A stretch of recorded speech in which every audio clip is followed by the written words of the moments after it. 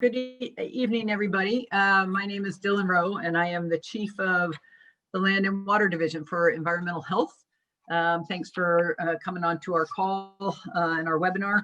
I'm going to hand it over to Tracy for a minute, who is our webinar facilitator, and she will just explain kind of how the mechanics of this webinar work. Tracy? Sure. Thank you, Dylan. Hi, everybody. Very quickly, this is a webinar, so it's not as interactive as we like, but it's what we're using right now due to COVID. Couple things, only the panelists, so the people that you see, have audio and video feed. You don't. You can use the question and answer box to ask a question, and you can also raise your hand to ask a question. Dylan and Elaine have a presentation, and they're would like to get through it and then take questions at the end. So if you would hold your questions, we'd certainly appreciate it. And if anything is unclear, you can send me a quick message in the Q&A box, and either Drew, York, who's at the very bottom of the screen there, or I will respond quickly. Thank you. Great. Okay, so the purpose of this meeting tonight is to talk about this revitalization project at 7th and Campbell. You can see on the screen a picture of what the property looked like when it was purchased from the City of Oakland by the current developer. And we'll talk a little bit about that as we go on, and what it's going to look like when it's done. And it's an important project, and it's one of the many projects in West Oakland where blighted property is being returned to something really beautiful. So tonight we're gonna talk about the site development. We're gonna talk about historical land use in the neighborhood. We're gonna talk about corrective actions for soil and groundwater that will take place during site development. We'll talk about community protection measures that will be in place during those corrective actions. A little bit about the schedule of this development, and then we'll ask questions and get input. Environmental Health has been working with the City of Oakland and the developer to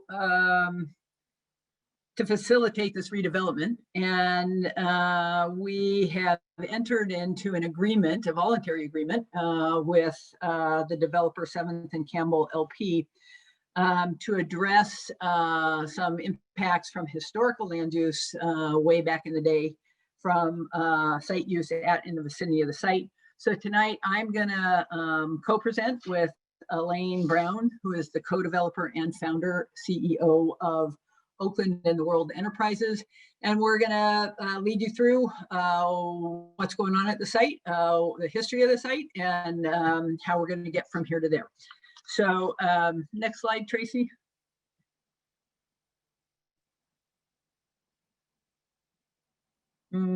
Tracy, can you do next slide for me? Yeah, my computer lags a bit, so hang on 1 second here. That's right. Okay, hang on here. It's a little frozen. Yeah, gosh darn. Okay, hang on 1 second. Let me just get rid of this and this. I don't know why that's happening. Thanks for your patience, everybody. Give me just a minute and I will exit out of this. And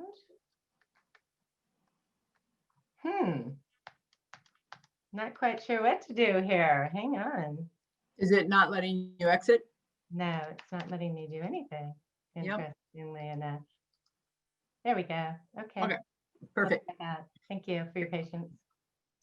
So this is just a little bit of an overview of different entities involved in bringing this project to fruition.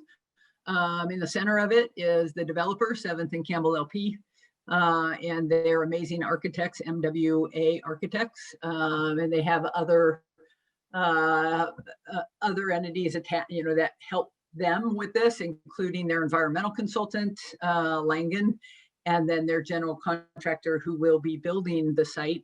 Environmental Health is my agency, and we have a limited role in the oversight of this, and it's mainly to address soil and groundwater, which we will talk about as we go through this project.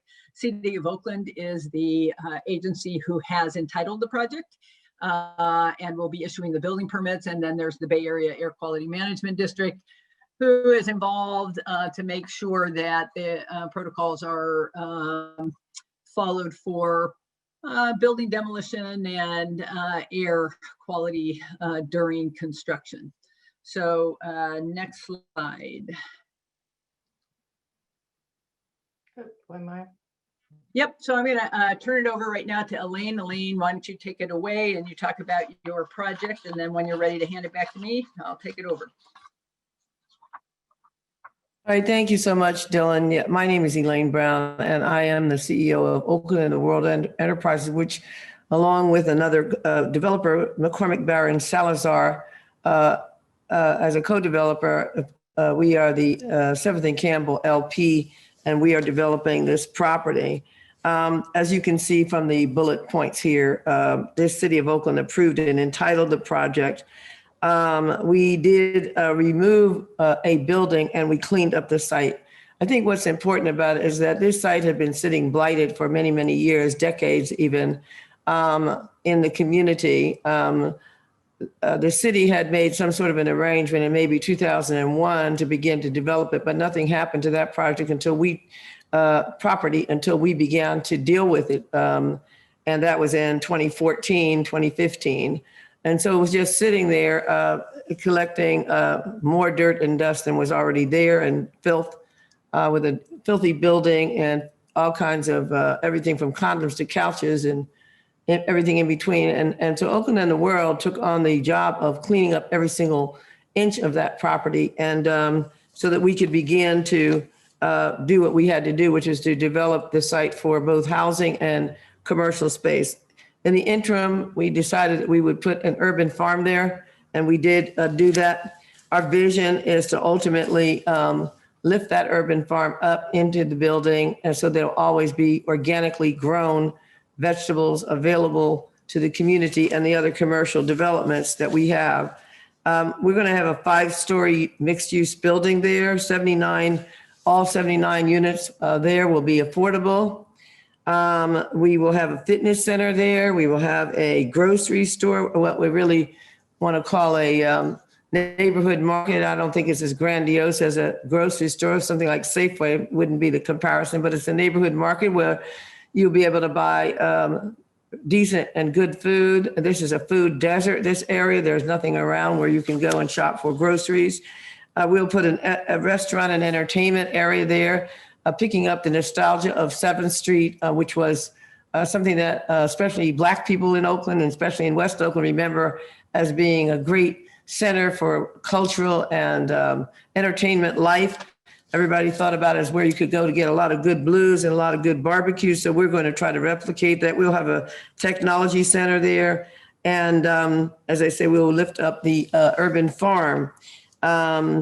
Now, as part of our redevelopment or our development, we're certainly going to experience oversight of the soil. But one of the things that you should realize is that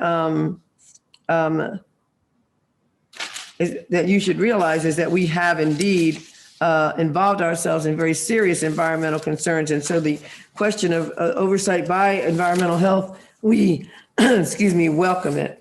This site is located, as I said, on 7th Street, and 7th Street was an artery of the Black community, which came to Oakland mostly in the 1940s. The city was predominantly white up until the early 40s during World War II, when Henry Kaiser, along with others in the Navy in Hunters Point in San Francisco, put out a call to Blacks in the South to come and work on the docks of West Oakland for the war effort. And so after the war, Blacks stayed there. This was all part of what we call the second Great Black Migration, meaning people were coming from, in this case, Oklahoma, Texas, and Louisiana, coming into West Oakland and settling in West Oakland. Many of the people brought their southern ways, so they had a lot of gardens there. People had their homes there, and it was thriving businesses along 7th Street, and a community that was evolving from this migration. However, when the war was over, that was just about the only place in Oakland where Blacks could live. Amazingly, East Oakland was predominantly white up until the late 50s. And we never were able to, because of redlining and racism and other racist practices, we rarely could get any places beyond those two, what we call flatland areas, West Oakland. There was a point at which, after the war, West Oakland was a almost 70% Black population.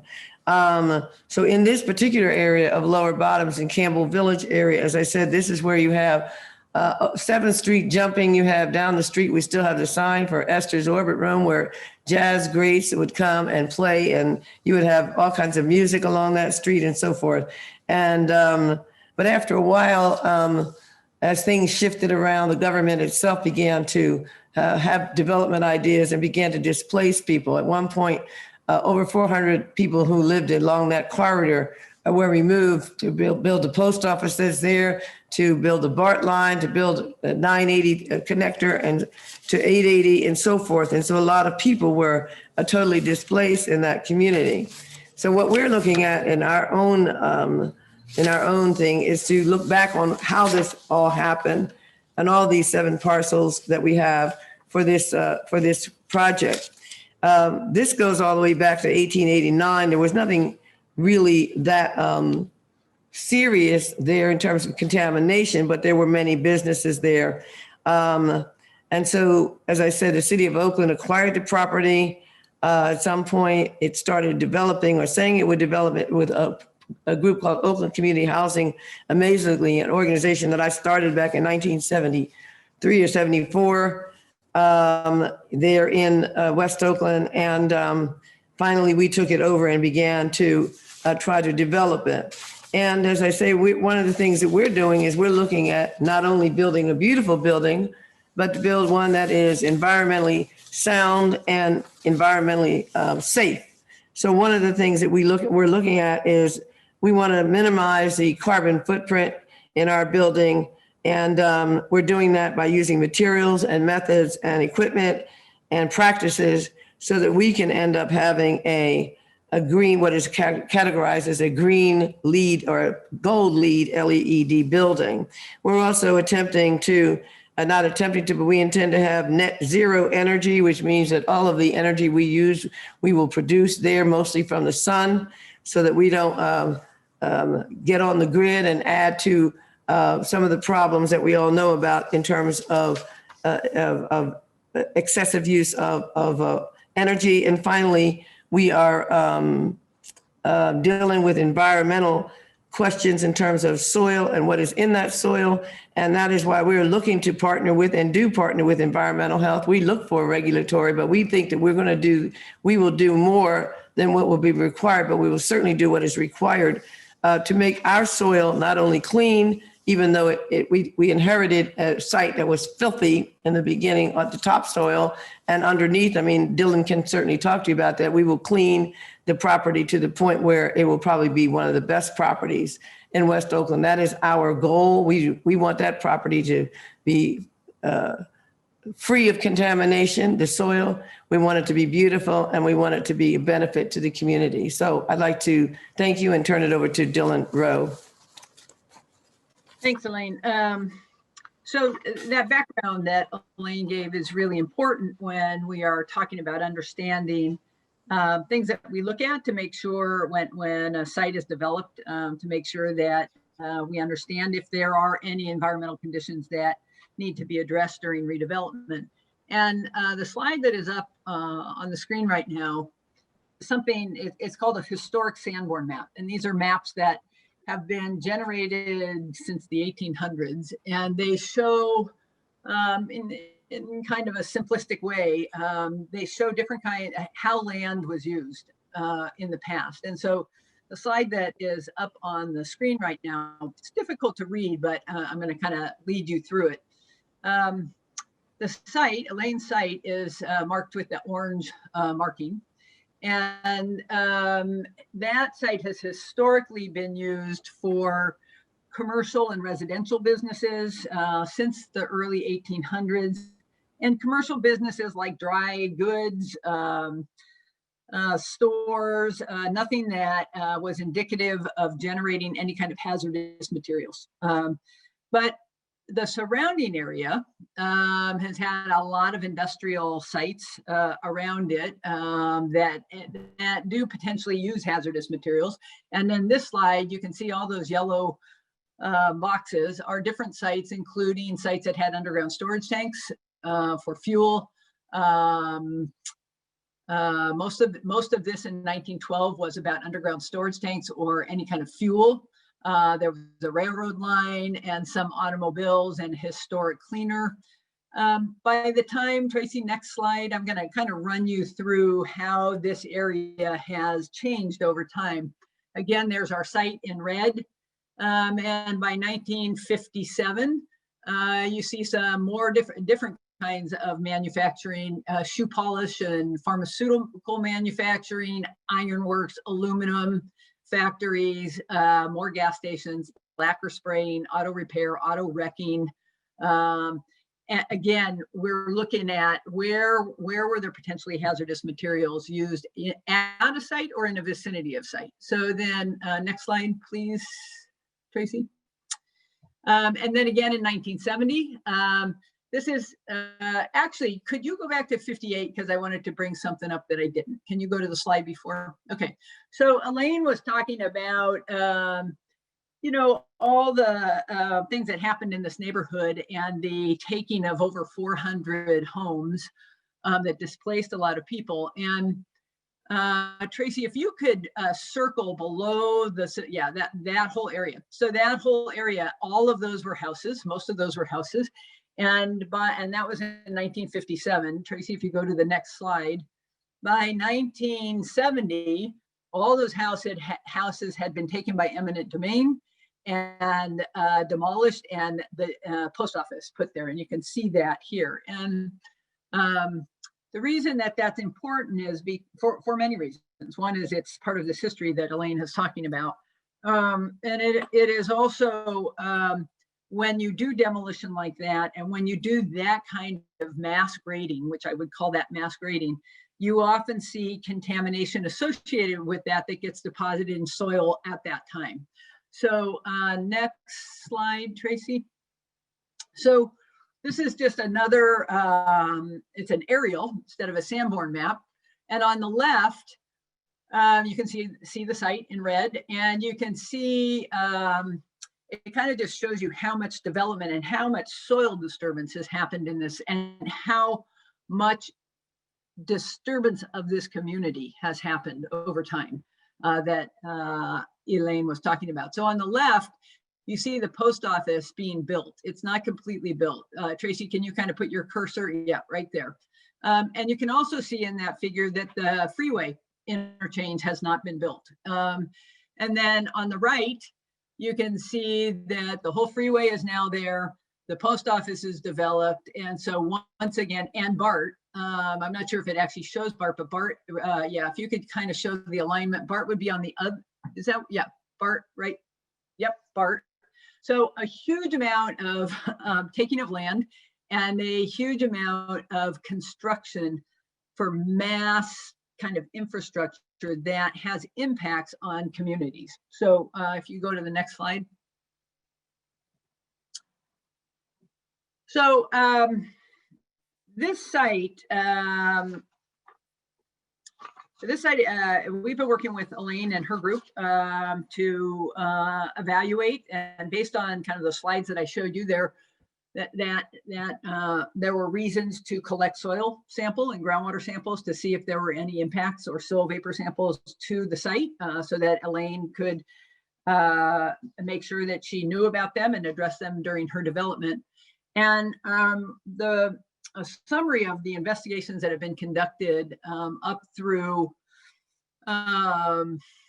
July of this year are in a document called the Draft Corrective Action Plan. And that is a document that my agency requests, and it summarizes what we know about what's in soil and groundwater and soil vapor. And then it goes through and proposes actions that will address that. To make the site safe from any historic impacts that were there before the developer bought the property. So the corrective action plan for this site proposes some methods to address some soil that have elevated levels of some chemicals that we're going to talk about in the next slide, and to address soil gas contamination, which I will explain to you a little bit more about what that is. Elaine's group her consultant just finished another round of investigation to refine and to kind of finish filling in the data gaps. They collected that in December. I've preliminary seen those results, and they seem to be very consistent with the results before. So all of that information is going to be put into documents that will now refine what's going to be done during the development. So next slide. Okay, so this just shows you, this is an example. Here's a lane site. It shows you all these different dots are different kinds of locations where samples were collected. Soil samples, soil gas samples, and groundwater samples. And that's all samples that were collected beneath the surface of the ground. So next slide.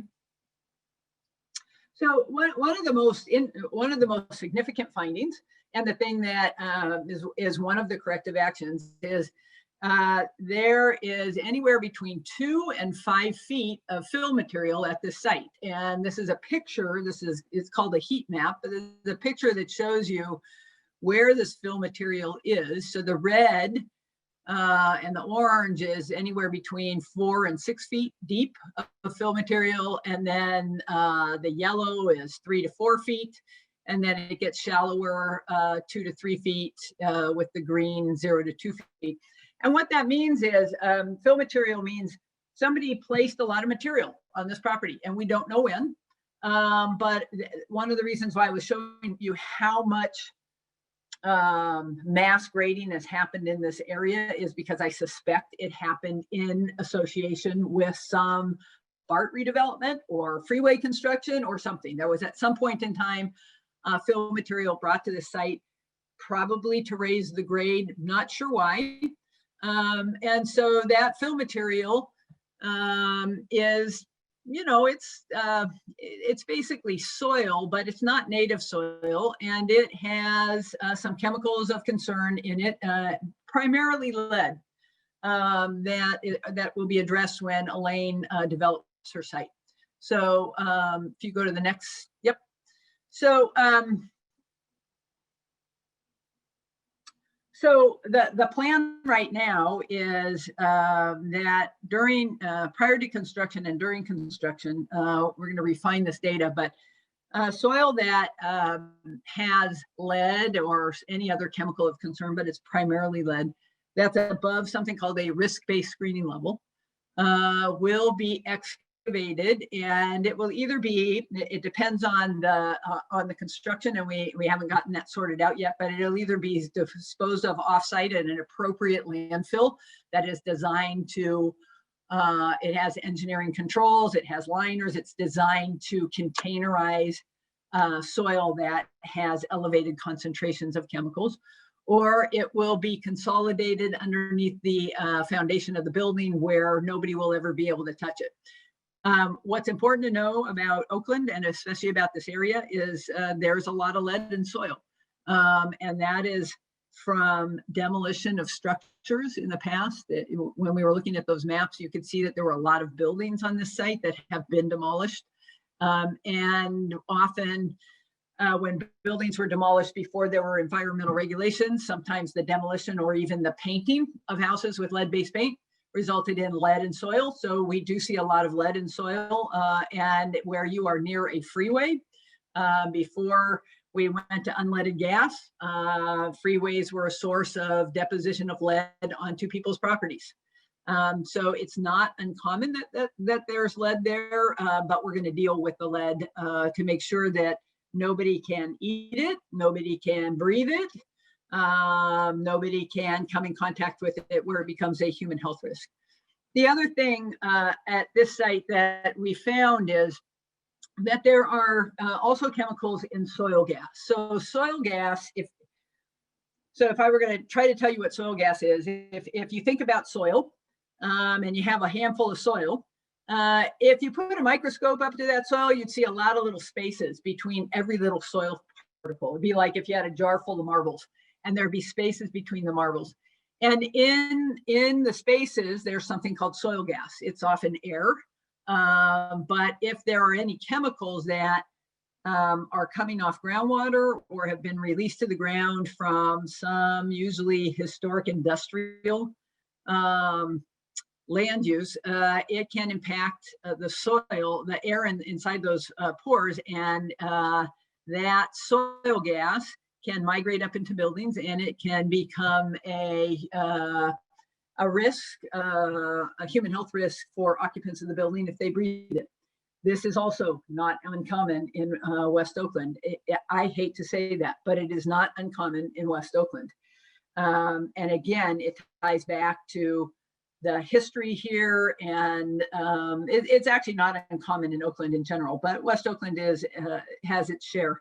And when I was showing you those Sanborn maps, and I showed you all those yellow kind of boxes around the site, and I was talking to you about historic properties that could have had sources of these chemicals that we find in ground, there are plenty of them. Those automobile repair facilities, the lacquer spraying, they weren't on the site, but those kind of facilities are known to have had releases where they release some kind of chemical to the ground, and then it travels both in groundwater and soil, and it can come up and be a potential vapor intrusion risk. So there are chemicals at the site, mostly something called tetrachloroethylene.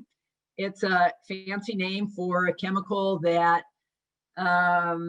is a risk to people if they breathe it. And so one of the things that Elaine is going to be working with her architects in the foundation is you put in plastic barriers. That's kind of what they are. They're plastic barriers beneath the building, and pipes that vent anything that's under there, and vent it up into the atmosphere, so that it doesn't go inside the building. Now, one thing I want to talk about when I say it vents it to the atmosphere, it doesn't vent if the concentrations in the ground are also a risk to, we don't want them in outdoor air, then there's a filter that's put on them before they go to outdoor air. So it's not like we are just going to take it from the ground and vent it up into the air so that it then contributes to the air contamination in West Oakland, because that's an important piece that we don't want to do that.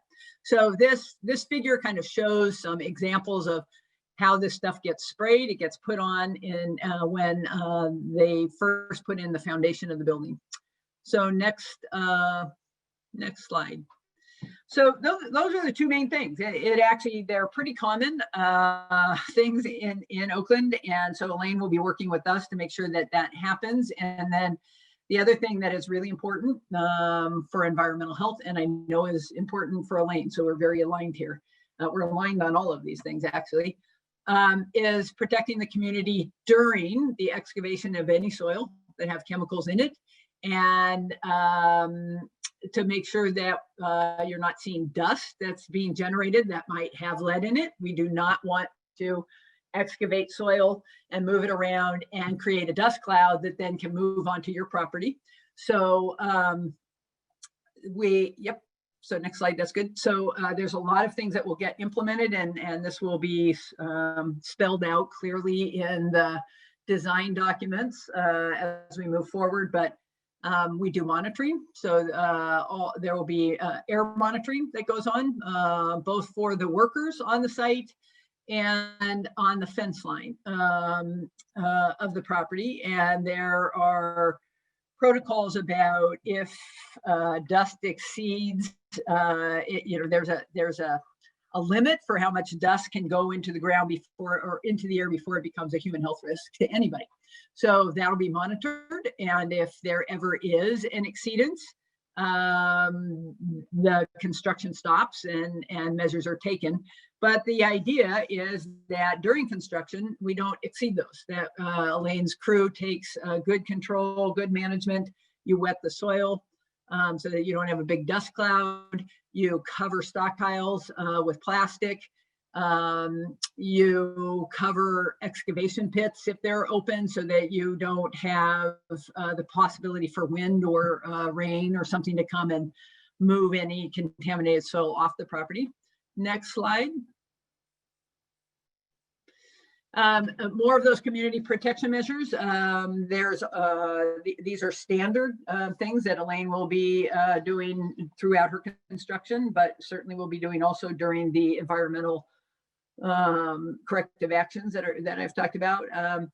You know, there's always a lot of concern about trucks if you're moving dirt in or out, or if you're bringing materials on. So the City of Oakland and Environmental Health both have want to make sure that you know, that there aren't long queues of trucks that are idling for a long time. The amount of soil that is potentially being removed from the site is not a large amount of soil. So it would not be expected to have any kind of truck queue associated with it. But if it did, there would be good control measures on that.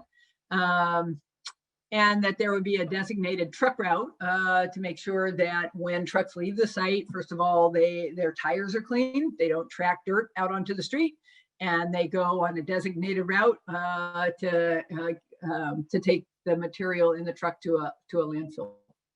Next slide. So one of the really important things throughout this process is communications. That's why we're having this meeting. We want you to know who we are. We want you to know who Elaine is. We want you to know that we have a coordinated effort here and that we care about the community. And so throughout the process, you know, you have access to me. You have access to one of my staff, Drew. He's on this picture. Drew, you raise your hand. Yeah. And of course, Elaine and her group. And so there will be, during the construction of Elaine's project, there will be fences with signs, with contact information. You know, if you ever have a complaint about anything, that's standard protocol. And what I want you to know is that if you call environmental health and it is an issue that environmental health is in charge of, we will respond. We will respond immediately. It won't go into just a voicemail. So we're here. We're excited about this project. We're excited to be working with Elaine. She's excited about her project and is really committed to making something good here. And all of the documents related to environmental work are on a website that you can access publicly. They're technical documents. They're written by engineers like myself and geologists. And so they're complicated, but they do contain information. And if you want to read them, we will provide you that link of how you can access them. And if you have questions about them, we encourage you to contact Drew or myself about environmental technical reports. Next slide. So this is the tentative schedule. We're in, so you probably received a fact sheet, and the intent of the fact sheet was just to let you know that there is this document called the Corrective Action Plan that environmental health is reviewing, and that there's a public comment period on that. If you want to submit any kind of written comments to environmental health, you would submit it to us, and that comment period goes through February 2nd. And we asked Elaine and her group to partner with us to have a community meeting because we wanted to talk about the project, just help you understand what this project is about. And that is today, January 21st. So in the winter, so in the next few months, will be Elaine's team and their environmental consultants will be submitting more detailed documents about what's exactly going to be excavated and the details of that vapor mitigation system that I told you about, with the intent that that the excavation would start and the construction of the foundation would start in the fall of this year. And then the building continuing to go on. Elaine, how long do you think the building's going to take to construct? We're gonna have to refer to my two people that are on this team, the smart guys, the really smart ones, Ali or Adi. Would somebody answer that? Yeah, I would say about 16 to 18 months. Okay. So you know, in the history of what we just showed about how many changes this site has gone through, that is a short time frame to turn this site into a really vital, pretty fabulous project. And we are a regulatory agency, so we do enforce rules. But I feel I have our experience with Elaine and her group is that's not what we're needing to do. They have voluntarily entered into this. It is in their own lexicon to do the things that they're doing to create this this great project, and we look forward to moving it from the condition that it is now and helping them have a good project in a couple of years. So this gives some contact information. And Tracy, I guess they can they just write this down? They don't actually have this presentation. Is that right? They also have the fact sheet. They can take a picture with their phone, and I will put this in the Q&A box as well. Okay.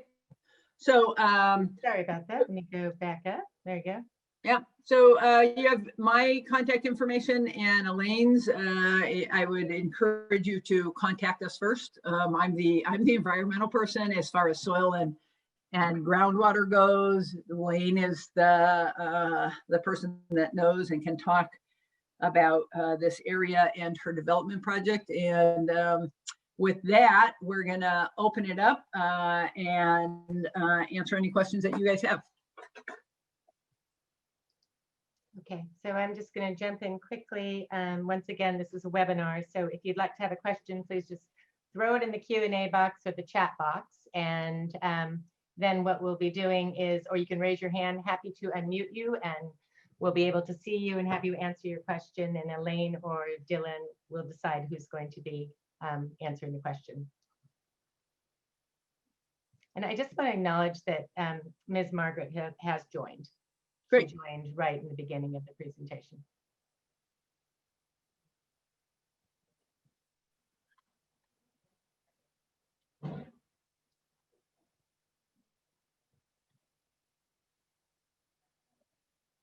Other questions?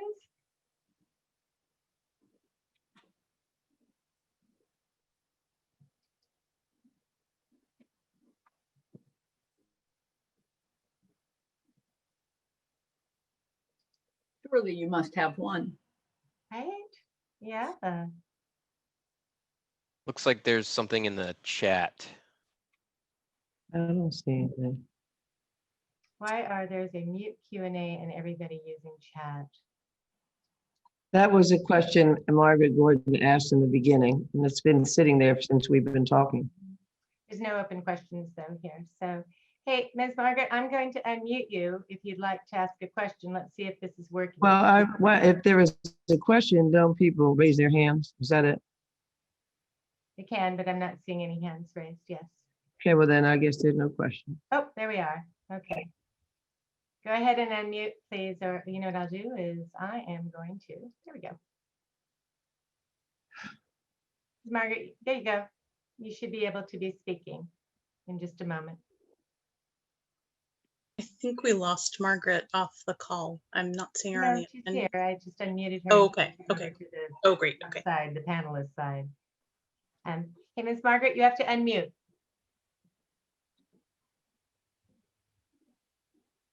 I can't do that. Oh, ask her to unmute. Okay.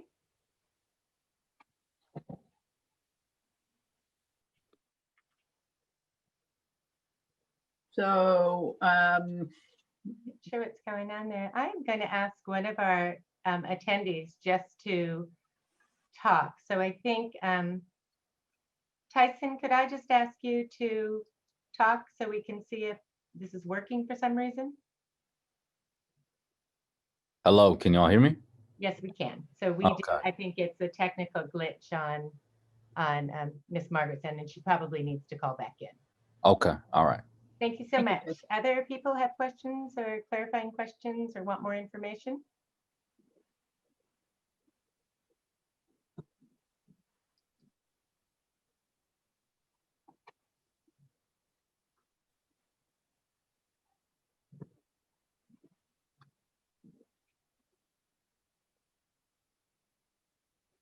Okay. Well, we appreciate you joining in, and certainly we are available to answer any questions if you have them as they come up. Both Elaine and I are, available. So we welcome any questions that you have, and we look forward to continuing to work with the developer and moving this project to the next stage. Appreciate Elaine and everybody, Tracy, Christia, everybody on the One call. second, I have a comment here from Margaret Gordon. It says, I'm on the telephone, the mic on the computer is not working. So I think she's having a technical difficulty on her end. I'll tell you what you can do is if you have questions, you can certainly type them in the Q&A box and I can read them out until you can fix that issue. And then I will put, again, the contact information for Elaine Brown and Dylan Rowe in the chat box. I think you know how to get a hold of them, but I'll double check for everybody else. So we'll give you just a couple. There's Margaret right there. Her mic isn't working now, it looks like.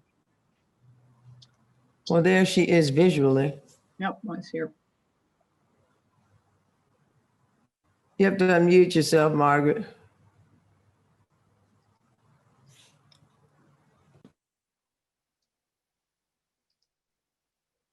Tracy, can you unmute her?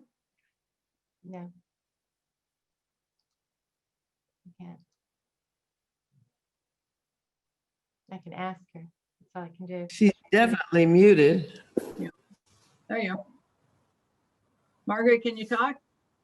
I think she's a 510 area code. So try hitting *9. Why? She's on a computer.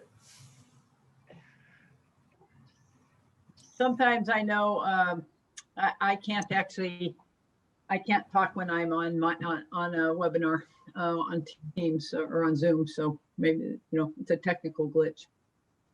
Margaret, I just also put, I don't know if you're the 510 phone number in the chat, but I did put in the chat the call-in information from the meeting invite. I don't know if that's going to be helpful at all.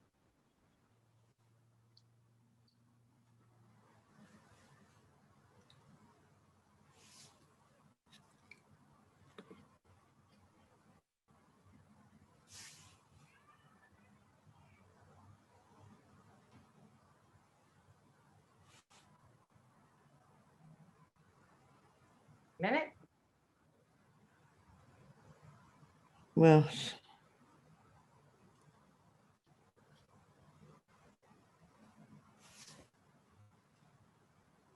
I think it's a little ridiculous to wait.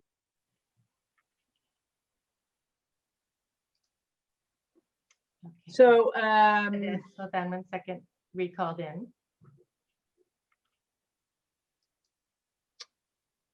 The 510-701-1997. You are free to talk.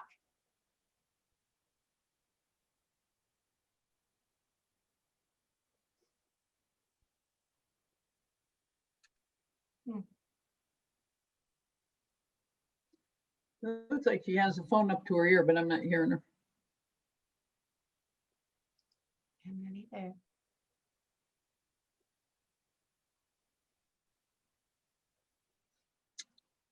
So, hello? Okay, is that Margaret? Yes, this is Margaret Gordon. We Great. are. Can you hear me now? Yes. All right.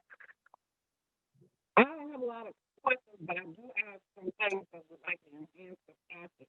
Margaret, I can't hear you.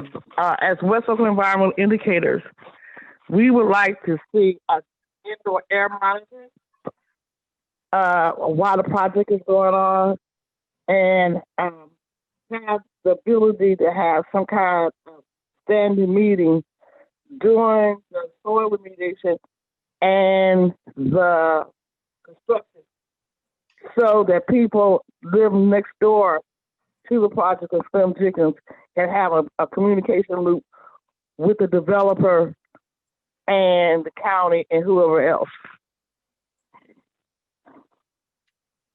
So I think I heard you because you cut in and out a little bit. Margaret, this is Dylan. I think that what I heard you say was that that you that you're requesting indoor air monitors. I think that's what I heard you say, and that there Yes, was it is. okay, and that there is some kind of communication loop with your development, and I don't know the name of the development. And Slim Jenkins Court, we're right next door. yep, I'm sorry. She lives next door and she has my cell number, my everything. So there's no lack of communication. No, that's not the kind of communication I'm talking about. So, Yes, Margaret, I know, Elaine. We do talk for time. We do talk, and in fact, that kind of communication, I think that everybody should be abreast about what's going on. Why you doing it? I as one individual. So one of the things that I can tell you that we do, that we require during the soil remediation, we require that the environmental consultant that's overseeing and having that work be done, that a weekly status update, fairly short, but it's a status update, is uploaded to the GeoTracker website, and that website is available to the public. And the public has the ability to look at those status reports to see what's going on. So that is one avenue of communication. And I can agree, but at the same time, if there is a significant problem, how do we have a conversation and a collaborative problem solving to get to some resolution? So, Margaret, I think that that process would be dealt with through this communication signage. You will have my phone number. You will have Drew York's phone number as far as environmental stuff goes, and you have Elaine's phone number. The contractor's phone number is up. So on all construction sites, the city of Oakland's contact numbers need to be there. So the different agencies. I understand that, but what about having everybody in one room? I mean, you're asking. So there's a problem putting everybody in one room to have a discussion about any problem. We're trying to do that now, and it was very difficult. And as you well know, with COVID-19, nobody's going to be everybody in one room. So the reality is that we'd have to have. The reality is that we'd have to have a Zoom meeting. We'd have to have a Zoom meeting. But I'd like to understand. I would have to invite everybody in the entire area, not just for Slim Jenkins. If you're asking to be some sort of a collaborative, that's how you have our project is going to go forward. And if you have questions, you can raise them at any time. Nobody's trying to not ask questions, but you're asking for somebody to come in and give advice every month or something. That's a different question. I didn't say advice. That was not the word. The word is to have everybody hear a conclusion of a problem. That's totally different. If there's a problem, the way it is right now, you have to go to one person to another person. And it's not being based on one place at one time for everybody to hear the conclusion of the problem. So one of the things that I want to state, Margaret, and you know this from other projects, is that there are different regulatory, so from a regulatory agency perspective, that's how I'm going to address this. There are different agencies that have responsibilities over different things. And the city of Oakland is the agency responsible for building. And so complaints, and people have complaints all the time about construction. Those complaints go to the city of Oakland. I don't have anything to do with those. I have no discussion about those. All right, I understand. That's fair. That's fair. That's very fair. That's very fair. But I'm just saying, we have had a practice and a pattern in West Oakland when a project is being developed. There was some form of a committee, an ad hoc committee, an advisory, for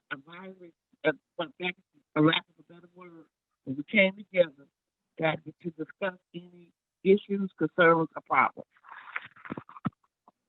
So I guess one of the things I would like to ask, because you know, this is the purpose of this meeting is to talk about the environmental cleanup of soil and then the installation of a vapor mitigation system at the site. So I think that the discussion is about concerns about dust generation. Or odor complaints associated with soil removal during remediation of the soil. Besides that, the only other environmental condition that's going to be addressed at the site will be part of a construction element, which is a plastic barrier and piping that's put in gravel and under the foundation when the building's being constructed. So there's a pretty small window when there will be soil activities at the site. And I think that, you know, what I would like to see, and that's why we have a public comment, is that we get written comments from people specifically about the corrective action plan. And so that is out there. I know that I did receive some comments from Brian Beveridge with your group, and I am going to respond to him. They aren't, there's nothing in here that is specific to this site. They're kind of generic. So what I need from somebody, if you have concerns about the plan that my agency is reviewing and approving, then I need specifics about the plan, not about something that somebody would like. So, you know, that's what I need. And after February 2nd, then there's going to be additional documents that are going to explain the soil remediation component more. And I would be more than happy to have a meeting to go through that document, because that's what my agency will be approving. And if people have direct concerns about that plan, I would be happy to talk to them. And if somebody brings up something that I didn't think about, I will look at it and address that. But beyond that, I don't know. The only other thing that I can see that could happen is that there could be a complaint during remediation that had to do with dust. And, you know, all the precautions that are normally taken and more precautions. Environmental health will have fence line monitoring to make sure that things aren't out of control. And if there is a complaint, that's why there is a phone number where, you know, you call and you get myself or Drew, and we check in with the contractor and we make sure that if there is a condition that it is remedied.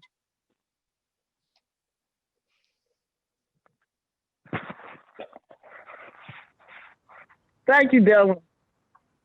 I think you have made yourself very clear. I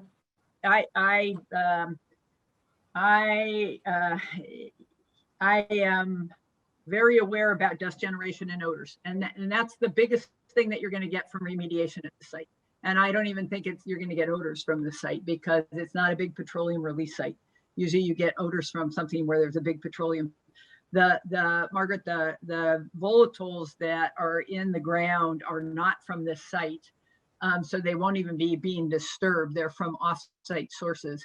And I don't think that there's going to, I don't know the volumes, but certainly when we get that, the data that was just collected, and when the design document for the excavation is finalized, I would be happy to talk to you, and let you know. But I have other data that would contribute to this project, because of where we can use, based on the fact that we are under legislative mandate of an action plan of AB 617. There's other criteria should be utilized when it comes to projects such as this, and being more in a preventative mode and not just the standard conditions that have been in the past. So I will wait to exercise that issue with you or whoever else, because I feel as though I'm not against the project. I'm going to say this way. I'm not against the project. I think it should have much more robust enhancement to protect public health while it's being in action. And I'm not hearing you understanding that. I think I understand it, Margaret. I'm involved in a lot of projects, and it is my in West Oakland, and I spend a lot of time making sure that West Oakland is treated with care. I do. And I will listen to any comment that you have that's related to the soil excavation. That's the only. Dylan, and I don't want to spend too much more time on this, but you just said the comments that Brian made and his letter and his comments that he made it didn't matter based on our experience of doing other remediation type projects. So I will address Brian's comments there, so I can address, I will address every written comment that we receive. That's part of the public participation process. And I was just, so you will get a written comment from me, and I'm not blowing them off. Yeah, but that's part of your job.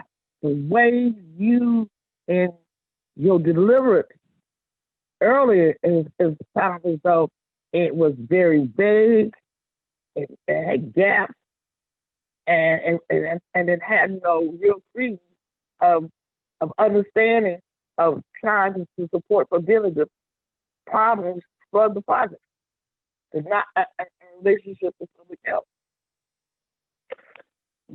I'm just saying that's how you sound. So I'm having a really hard time hearing you because you break up, but I think that what I'm saying, I'm gonna say this again. Way you made it sound that the comments that I can't hear it. Margaret, I can't hear you. You keep breaking up, so I can't hear you. Can you try and make sure you speak directly into the phone? Because I get about every other. Can you hear me now? Yeah, that's good. Yep. You hear me now? Yep. Okay, I'm just saying that the way you are presenting earlier with your statement around the comments, that those comments didn't have any relationship around prevention of public health to the 31 units next door to this project. Okay, so I think I hear what you're saying, and I can't dictate air monitors to air filtration units. I didn't ask you. See, that was the problem. I didn't ask you to do anything like that.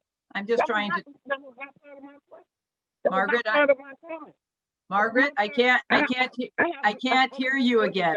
Margaret, I cannot hear. Back up. I can't hear you, Margaret. I can't hear you. And let me help you here. I'm trying to help you here. Margaret, I can't. Margaret, I cannot hear you, and I cannot. I'm sorry that you can't hear me. Okay, so here is how I operate. I'm not going to have a yelling match. I care about West. I'm not either. Can I talk, please? I'm not interrupting you, okay? So I care a lot about redevelopment sites and cleanup in West Oakland. And I do what I can within the authority that I have to make sure that the community is protected. And I'm not dismissing Brian's comments. They just are not specific to the project. So I will comment on Brian's comments. I will provide a comment.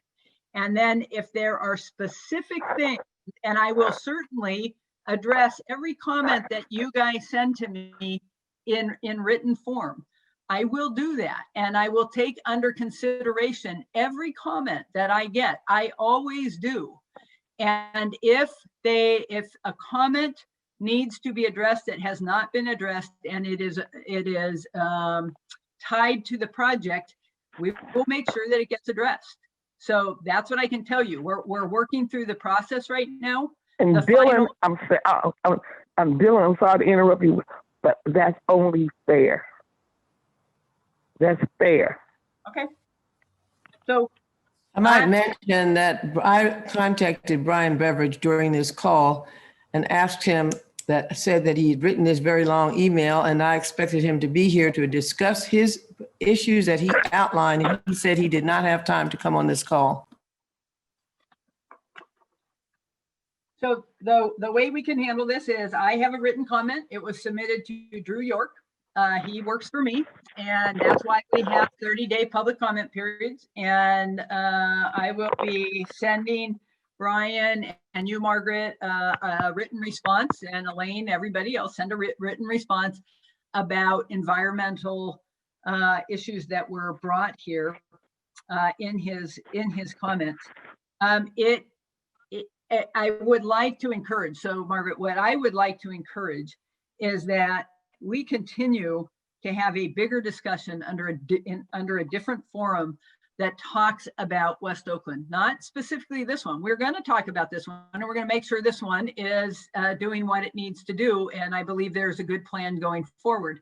But many of the comments that you brought up and that Brian has brought up, I don't disagree with. I think they are comments that need to start happening in a bigger forum about West Oakland, which I have been and am trying to continue to facilitate. You guys as West Oakland indicators are active, and my agency has a multitude of projects, and this is the first time I've had you comment on it. So quite frankly, I like it when people comment on it, because I like to have the opportunity to look at what people say and think, do we have everything that we need to have here? I feel very confident about what is being proposed at Elaine's on Elaine's development.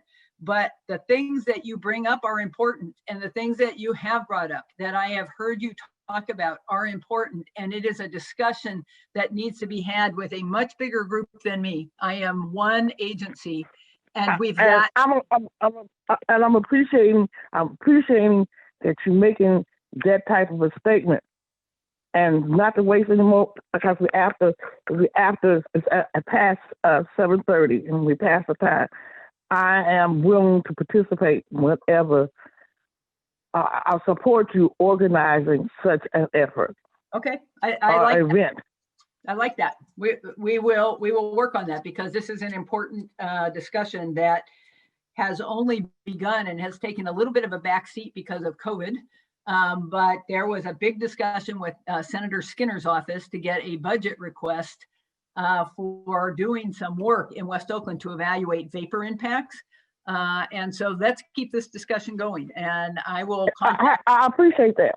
Okay. I'm willing to, I'm willing to just take something else off of my list of many things that I do to support this. This is part of my legacy.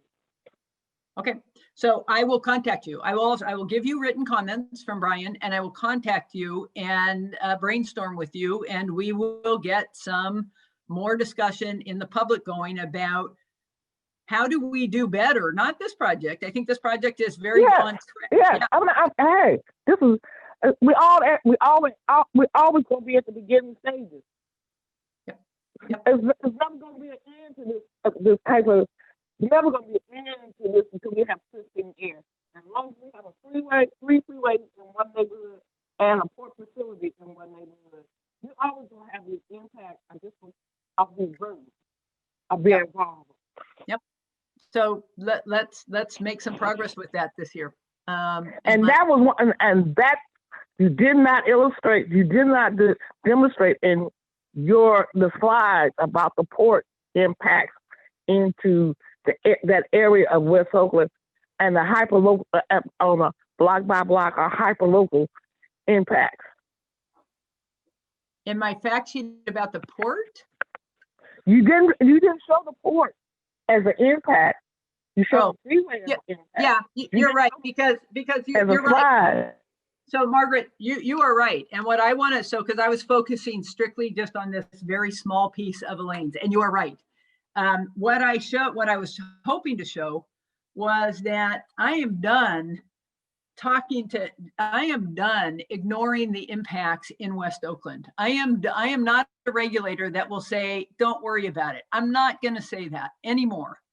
I want to see movement, and I am grateful for Elaine's project. I think Elaine is a really responsible, her group has been responsible and is responsible and is committed to the same things that I'm committed to and different things, and you're committed to.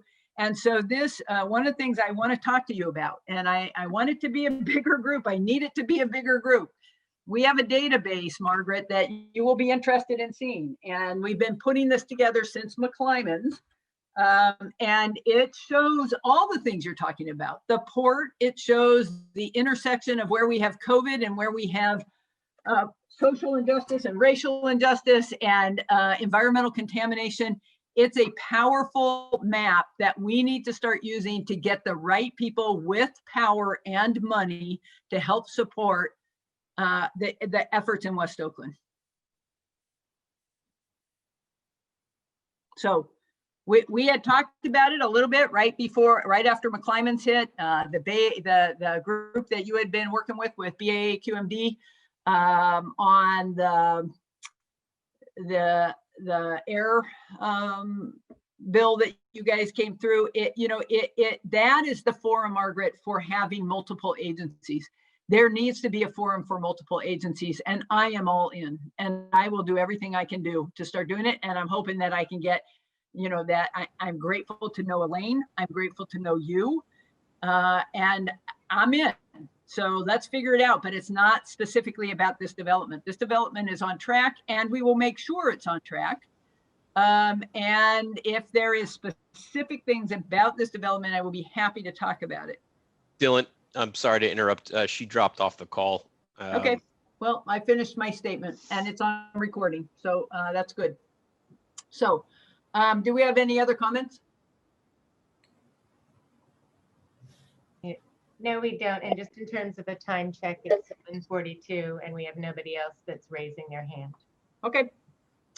So I appreciate everybody being on the call. Certainly reach out to myself, reach out to Elaine. We'll be happy to give you any more information that you need, and we look forward to working on getting this site developed. Thanks a lot, Dylan. Thank you, everyone. Welcome. Thank you. Bye. Thanks, Dylan. Thanks, Elaine. You're welcome. Good night. And Tracy. Good night. Good night, everyone.